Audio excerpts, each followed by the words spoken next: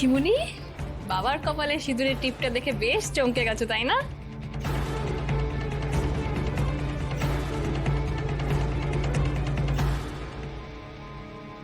কি হলো রে দিদি? কি রে, কি হয়েছে আমাকে বল। না না, তুই রাশিফলের কথা বলছিলিস না, সেটা নিয়ে ভাবছিলাম। না না, ভাবা ভাবি তো কিচ্ছু নেই। তুই দেখবি আজকের প্রেস কনফারেন্সটা আমার কাছে খুব ইম্পর্টেন্ট হবে, খুব খুব লাভজনক হবে। শোন, এটা আমার রাজনৈতিক ভবিষ্যৎ তৈরি করে দেবে। দেখ, বিরোধীরা আমার এগেনস্টে যতই কনস্পিরেসি করুক, তোর ভালোবাসা আছে, সব বিপদ থেকে সে আমাকে আগলে রাখবে। তুই দেখে নিস। Just a minute.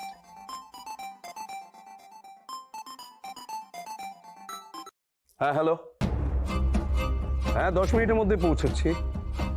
হ্যাঁ, না না, প্রজেক্টটা আমি দেখেছি, কিন্তু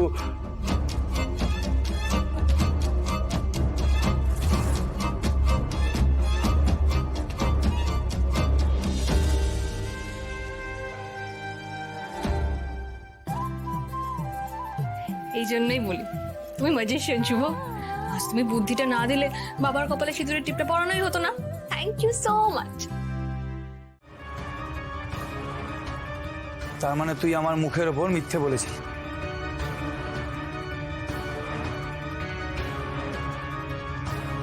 সারা রাত মোবাইলে ফিসফিস করে কথা, তারপরে ওই চাদরের নিচে মোবাইল নিয়ে টকাটক টকাটক।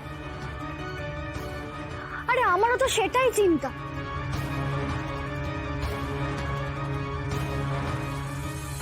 দাদা ভাই শোন, আমি কোনো মিথ্যে কথা বলছি না ভাই।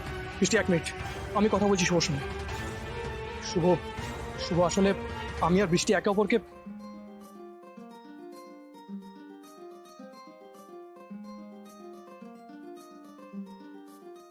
বল কি চাস? যেভাবে তুই আমাকে মিথ্যে বলেছিলি সেভাবে কি আমি মাকে মিথ্যে বলবো?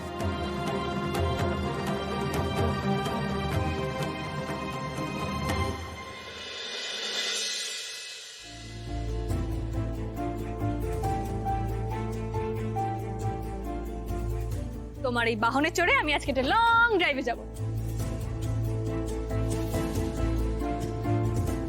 শুভর বাইকে করে ঘোরার কথা কার? আমার। কিন্তু কে ঘুরছে? ওই শাওন ম্যাডাম। একেবারে যেন বিরিয়ানির এলাচ, কাবাব মে হাড্ডি হয়ে উঠেছে। উফ, একেবারে যেন আমাদের প্রেম কাহিনীর ভিলেন হয়ে যাচ্ছেন উনি। শান্তভাবে বুঝিয়ে দাও যে তুমি তার জন্য কতটা কনসার্ন, কত চিন্তা করো তাকে নিয়ে। তাড়াতাড়ি কথা বলো, কথাগুলো মনে চেপে রেখো না। না না না না না, সেদিন শাওন ম্যাডাম যেভাবে শুভকে বোঝাচ্ছিলেন, তাতে তো শুনে মনে হলো উনি আমার আর শুভর প্রেমের সেতু। নাহলে কি উনি এটা বলতেন যে শুভ যেন নিজের মনের কথাটা আমাকে সরাসরি এসে বলে? উফ, তুই ভদ্রমহিলা যে কি চাইছে আমি কিছুতেই বুঝতে পারছি না। আর শুভরই বা কি দরকার ওনাকে অত পাত্তা দেওয়ার, ওনার সাথে অত কথা বলার? আরে বাবা, শুভ তো আমাকে ভালোবাসে, ওরা আমাকে পাত্তা দেওয়া উচিত। না না শ্রীপর্ণা, এরম ভাবে ভাবা ঠিক হচ্ছে না। যতই হোক, শুভ তো আমাকে ভালোবাসে, আর আমি যদি এখন ওকে সন্দেহ করি তাহলে তো আমাদের ভালোবাসাকে অপমান করা হবে। যেই ঘুরুক না কেন আমার শুভর বাইকের পেছনে চড়ে, শুভ তো আমারই ছিল আর সারা জীবন আমারই থাকবে। কেউ ওকে আমার থেকে কেড়ে নিতে পারবে না। দাদা ভাই শোন না, তুই না ফোনটা ধরিস না প্লিজ। দাদা ভাই, আমি হাত জোর করছি, তুই প্লিজ ফোনটা দা। হ্যাঁ মা, বলো। ও শুভ, বৃষ্টি না কোচিং এ যাওয়ার তাড়াহুড়োতে না একটা বড় বই চেয়ারে ফেলে চলে গেছে। ওর হয়তো বইটা দরকার লাগতে পারে, জানিস।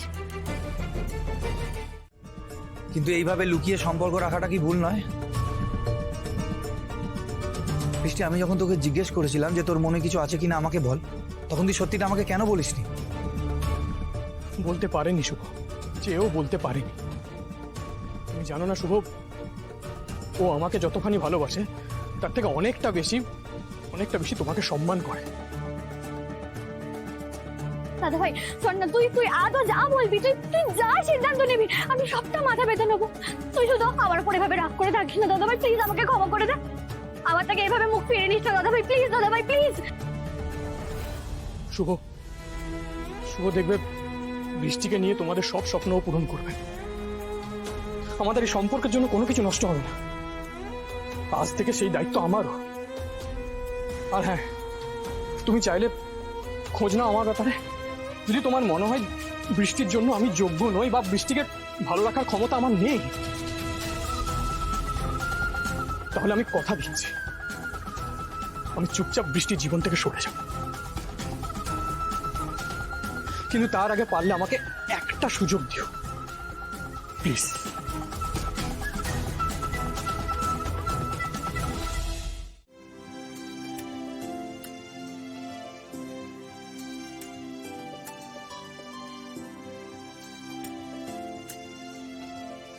আপনি ছাড়ুন না ম্যাডাম, আমি করে দিচ্ছি।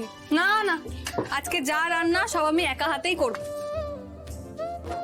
কিন্তু ম্যাডাম রান্না করতে গিয়ে যদি আপনার হাত পুড়ে যায় তাহলে তো কেলেঙ্কারি হয়ে যাবে, তাই না? কিচ্ছু হবে না, আমাদের শাওন এখন বড় হয়ে গেছে, ও একা একাই অনেক কাজ করে নিতে পারে। ইনফ্যাক্ট ও ইন্টারনেট দেখে তো অনেক রেসিপিও শিখে নিয়েছে, তাই না? কার দিদিয়া দেখতে হবে না, আমার দিদি আমার মতনই স্মার্ট। কিন্তু আপনার দিদি আপনার মতো ফাঁকিবাজ নয়, তাই দিদিয়ার গুণগুলো ভালো করে সচক্ষে দেখে ওকে হেল্প করার চেষ্টা করুন, বুঝেছেন? হেল্প তো আমিও করতে চাইছি, কিন্তু শাওন ম্যাডাম তো কোনো কিছুতে হাতে দিতে দিচ্ছে না। হাত দিতে দিচ্ছি না কারণ আমি চাই শুভকে নিজে হাতে রান্না করে খাওয়াতে। তুমি হাত দিলে তো রান্নাটা তোমার হয়ে যাবে। এটা আমার গিফট রইলো কই?